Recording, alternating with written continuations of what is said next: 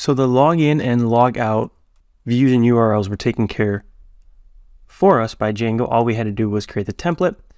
But now let's get it set up so a user can register. Previously, we created a user just through the super user, but we probably want users to be able to log in on the site.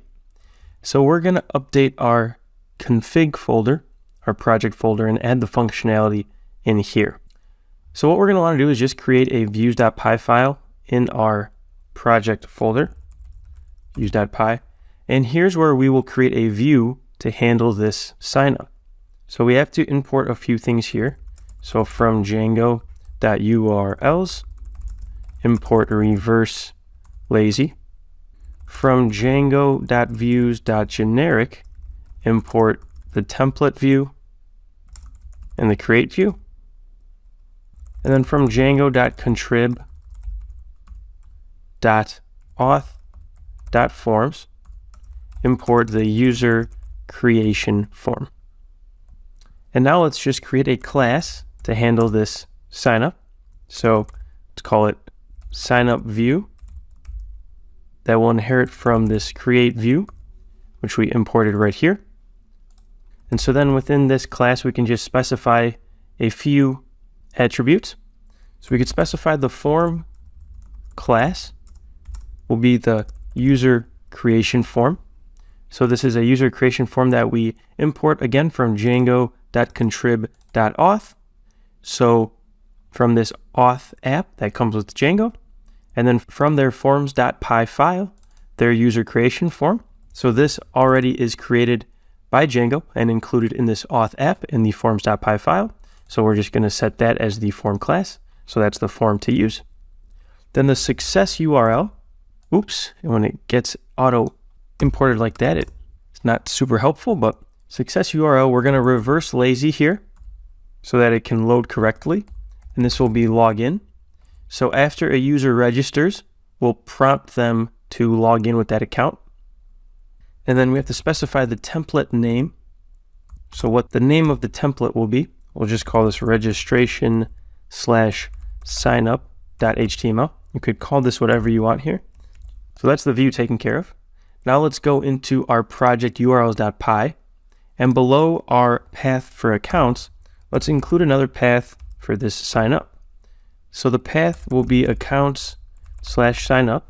Again, this could be whatever you want, but we're just going to keep it consistent here. So this is accounts/login or logout. This will be accounts/signup. And we're going to have to call this signup view .as_view since it's a class, and then name equals signup, and then a trailing comma.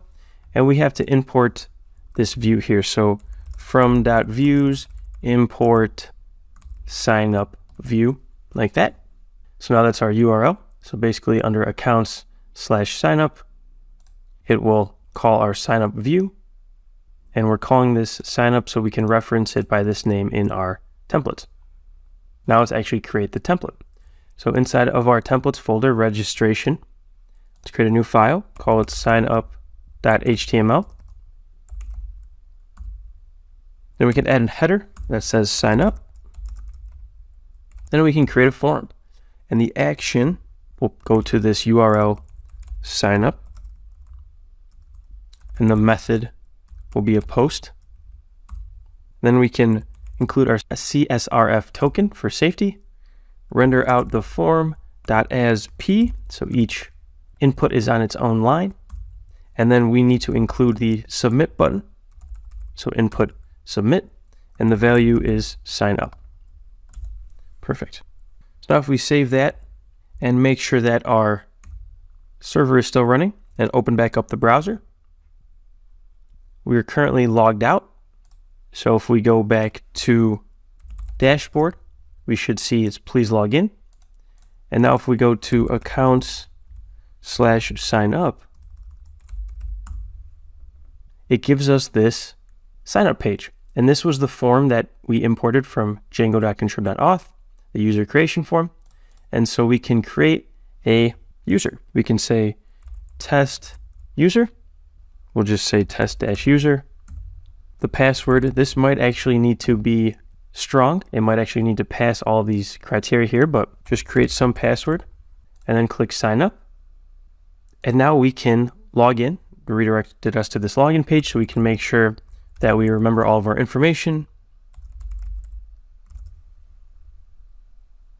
Boom. And if we successfully logged in, if we remembered our password, then we are now logged in as a test user. But we're still seeing all of the trips, even though these are associated with that other user, the admin user. So let's go ahead and go back into the admin and create a few more trips for this test user. So if you try and go to the admin now, you'll see that you've been logged out because you are authenticated as test user and they don't have access to this page. So go ahead and log in with your super user. And now we can add a few more trips. So if we go to all of our trips, we have Chicago and Barcelona. Now let's add another trip. Let's just say this is Milan, Italy. And we'll give this to test user. And we can save and add another. And we can say this next one is Sydney, Australia, maybe like that. And the owner will be test user again. So we can save. So now we have 4 total trips. 2 are for DJVAC, your admin user, and then 2 are for your test user. And if we go back to dashboard, we see all of the trips even though we're logged in as DJVAC. So we can make one small change to our view for this page that will make it so we only see the trips for the logged in user. So go back to your code, minimize the terminal, go back into our trip app, into our views.py, and under our trips list view, where we have trips equal trip.objects.all, let's actually change this to a filter. So it will filter this list based on some criteria we pass here, and we'll specify the owner equals request.user.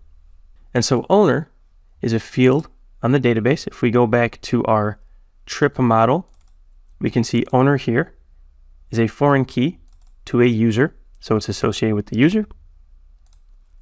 And then request.user is the user that's making the request to this page. So the request object gets sent in, gets taken in, and on it, it has this user attribute, this user information. So now we're just sending over the trips that are related to the logged in user. So let's save this, go back to our web browser. Currently we saw all the trips. If we click refresh, now we only see those trips associated with DJVAC. If we log out and we log in with our test user,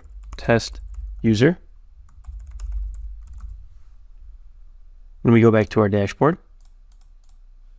now we only see those other 2 trips that are associated with test user. So awesome. This is more how real web applications or applications function, right? You only see your data. So now let's get started adding some styling, and then we'll dive into more of the functionality of this specific trip tracking app. Look forward to seeing you in the next video.